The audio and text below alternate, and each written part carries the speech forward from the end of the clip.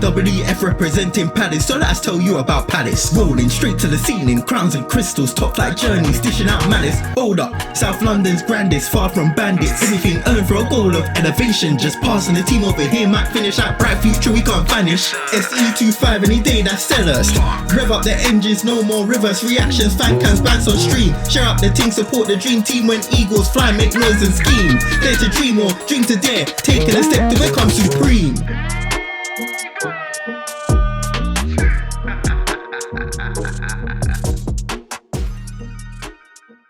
Yes guys, welcome back to Eagle-Eyed Football and welcome back to episode 2 of Transfer Weekly.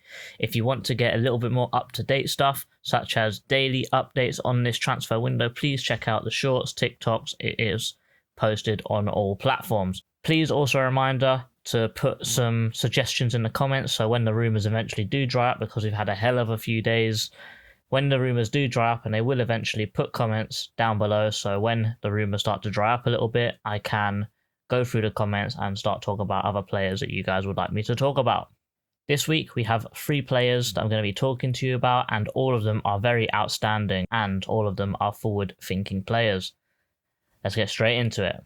Ben Doak. He is a 19-year-old Scottish winger that is currently playing for Liverpool. However, this season he is on loan to Middlesbrough for the whole season. Rumours started coming out on this player around the 3rd of January, when the first mentions of Ben Doak were coming out, which was revolving around Alan Nixon breaking the news. Personally, I hadn't heard of Doak until literally the second that post dropped, and I didn't even think of him being a potential candidate because he was at Middlesbrough, and I wouldn't have thought that we would have had the clout or spend the money to bring someone off their loan and then to sell to Crystal Palace. That same day, same day that Alan Nixon said that we're interested, we have submitted a bid. Apparently, if all rumours are true, we have submitted £15 million, which Liverpool promptly declined. Liverpool wanted about £25 to £30 million for this player, and on Monday Crystal Palace were set to make a £20 million offer, but this is all by Alan Nixon, who has broken this news. Let's talk about Ben Doak. He is a player that's 19 years old, right winger, but he can also play on that left wing. He's right footed, but he also has a left foot that he can shoot off of, but his preferred foot is definitely his right. This season he has 21 total appearances,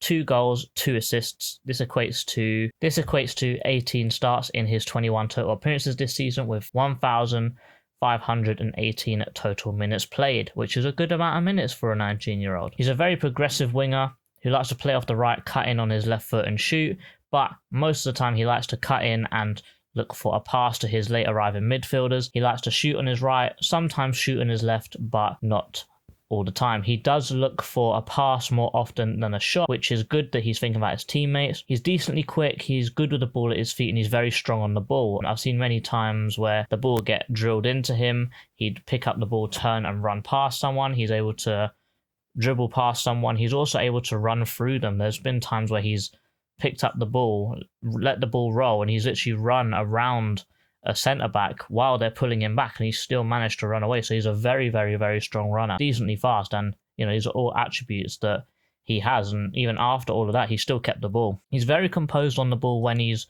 passing, when he's running with the ball, but he lacks a little bit of composure when it comes to shooting and finishing. He likes to set up a lot of chances rather than shoot. With shooting not being his strong suit, he has only scored 2 goals this season, but he has an XG of 4.18 goals this season, and every game he only averages 0.5 shots per 90. And to be very, very critical in this one area, it's not good enough in my opinion. If you've got loads of big chances, I think it's 6 big chances missed as well, so 4.18 XG, only scoring 2 goals, he's got to be more composed in front of goal. And obviously he's only 19, it's something he can definitely improve on, but that's probably one area I'd be a little bit critical of Ben Doak. Overall thoughts on Doak? I think he's a class player, but I do think he's going to cost a premium. This is because every single time we buy someone from Liverpool, Benteke, Mamadou Sakho, they're going to cost a premium. And also the fact that he's contracted there until 2026. He's currently on loan right now, so they're going to have to pull him back off of his loan to then sell him again. And also Liverpool love to make us overspend for players. He's probably going to cost about 25 to 30 million pounds, which Liverpool want. In my opinion, that's way too much money for someone who's only played 21 games in the Championship. For someone that's got that little experience, to ask that much money for them, I don't think it's worth it. If we're really looking at bringing someone in with similar levels of experience, then why don't we just bring Jez back? Really? Granted, Ben Doak is younger than Jez and probably has a little bit more talent than Jez at this moment in time at that age. But I would say that what Ben Doak gives you, yeah, I think Ismaila Sarr gives us everything that he offers as well. And if anything, a little bit better. Yes, he is younger than Sarr, but I think that Sarr's got so much more pace. He's so much more physical, and he's done it in the Premier League for many years as well at the top level. So, if the price is right, maybe, but if Dougie wants him, if Glasner wants him, then I'll back it. He's a good player and someone to definitely look out for in the future. Will we get it done? I don't know. Put it down in the comments below.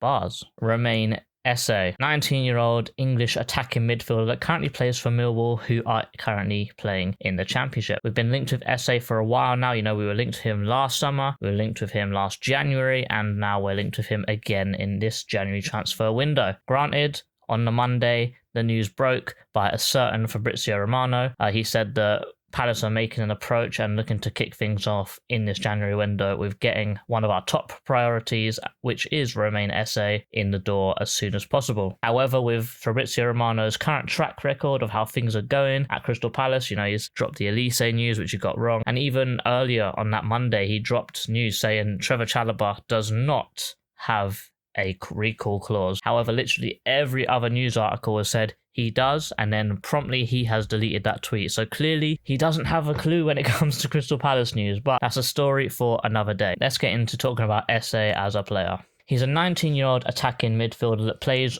on the centre or off the right. He's someone that likes to cut inside and use his left foot, and even when he plays in the central 10, he does like to drift a little bit to the right to make some space, sort of as a right-sided 10, which is a little bit like what we play, to unlock the opposition, to cut the passing lanes, to break the man-to-man marking, and he's very mobile off the ball. His movement off the ball is really, really good, and how he moves with the ball is very good, and it's almost as if he's a lot older than he actually is, bearing in mind he's only 19. This season he's got 26 starts in 26 total appearances. He also played quite a few games last season in the Championship in the men's team as well. This is in the league and in the cup. There's 20 starts, 20 appearances. He has got 5 goals and 1 assist in all competitions, racking up 2,075 minutes of total game time so far this season.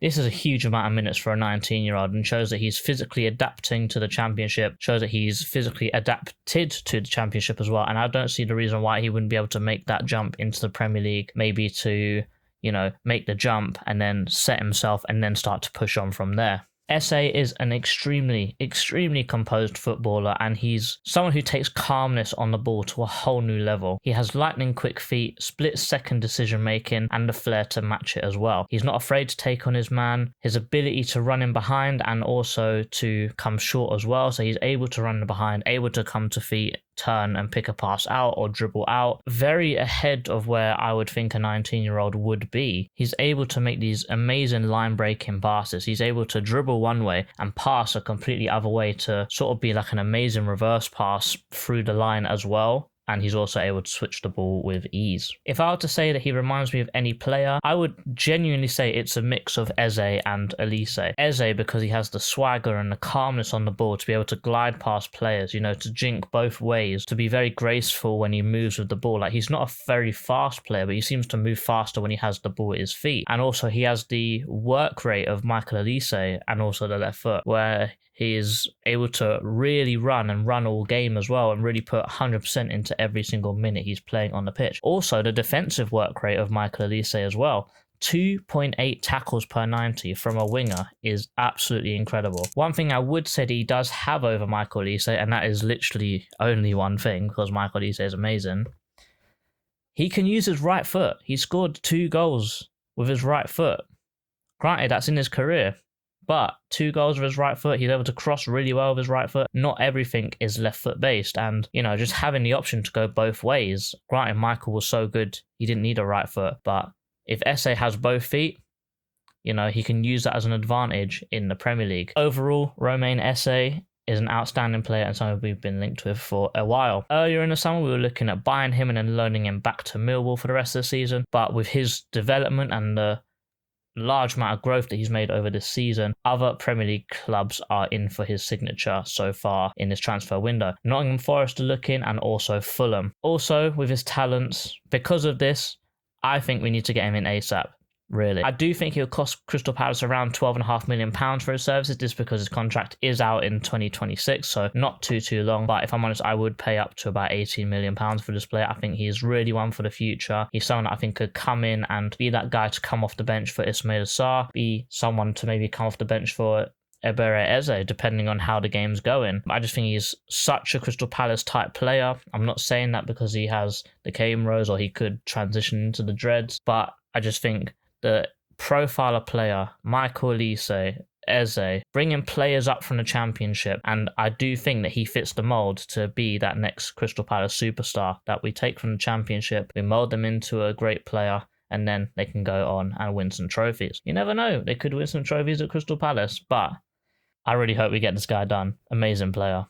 Absolutely amazing. Finally today, Jobe Bellingham. He is an English, versatile midfielder that currently plays for Sunderland, who play in the Championship, and he is also 19 years old. We've been linked with Jobe Bellingham in the summer. You know, there was a time where we were really early on this. I think we were the first person to even think about trying to sign Jobe from Sunderland in the summer, and you know, I think we sort of caught everyone else off guard and a little bit by surprise that we were looking at such a highly touted player and someone who really, there should be a lot more eyes on him because of how good he is. Granted, a lot of people are looking towards his brother and thinking, oh, he's just his brother. But I think Jobe has the same qualities as Jude, if not some that could potentially be a little bit better. I think that he's also someone that can go straight to the top level, and if Crystal Palace are serious, if we get this guy, he will take us to a whole nother level as well. But with how early we got there, Sunderland didn't want to sell because they're looking at the next season as a push for the Premier League spots. Also, with our first approach, I think it was like £20 million.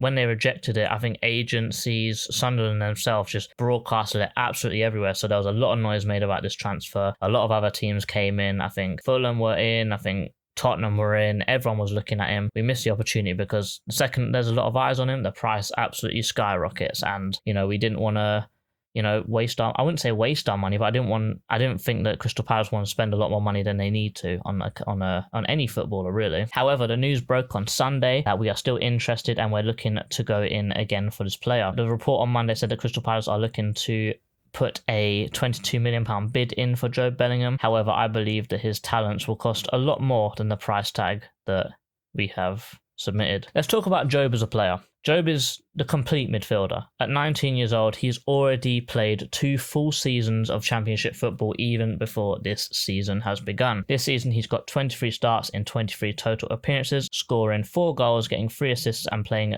2,038 minutes. This season, he's primarily played as a central midfielder or a defensive midfielder, but last season he was primarily an attacking midfielder or a centre forward. In that season, he got 7 goals and 1 assist from 43 starts as well. So he got 45 total appearances, 43 starts, basically played every game, didn't get injured all season last year or this year or even the season that he first started in the Championship at Birmingham. Granted, in that season, he only got 1 assist, but you would say, oh, you know, an attacking midfielder should be making a lot more chances than that. He did make 4 big chances in that season and only 1 of them was converted. Potentially, if he was playing in a Palace team, if he made 4 chances, you'd like to think Mateta would score all 4 of them with his current form. So, you know, maybe in our team, he could be getting a lot better numbers than this. So if you put it that way, that's 11 GA in that season, and that would be his first proper season at Sunderland as well, so that's absolutely outstanding. Also this year he has played that slightly deeper role where,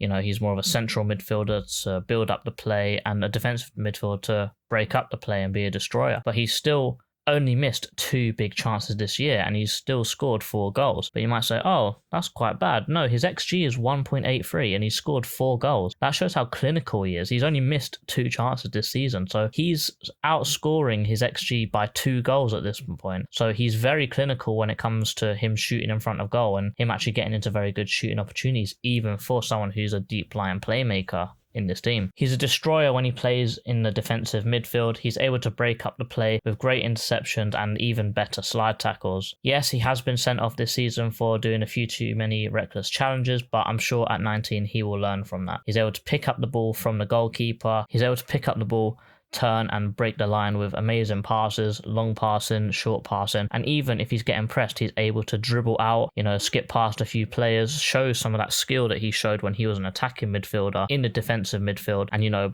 dribble out, and then as he's dribbling out, he's able to open up different passing lanes he's able to exploit and pass into his teammates to progress the ball up the pitch. Finally, his final third dribbling as an attacking midfielder. He's very ambitious and he's very accurate with his shooting opportunities. He's able to dribble, he's able to shift and shoot very well, he's able to make a yard, and he's able to glide past some people. When he's on form, when he's got confidence, he's unplayable. He's able to skip through people and then put some really nice shots down range. He's able to shoot from long range with a lot of power and a lot of accuracy. So he's able to catch some people off guard with the absolute rocket he'll let off from his foot. So, he's always a threat to the opposition goal, and I think he's a perfect fit for Crystal Palace with how versatile he is. He's can play 3 positions. Next to Decore as a ball player while Adam Wharton's injured. He could play next to Wharton as a destroyer to, do all the defensive work that Decore would do. Or if Eze's out of form, he could slot in one of those 10 roles, because he can do a hell of a lot of things and he will be a world-class player one day. Overall, I think Jobe is a outstanding footballer, and I would pay up to £35 million, and I would break Crystal Palace's transfer record to get this done. Do Crystal Palace have enough money to do this? I do not think so.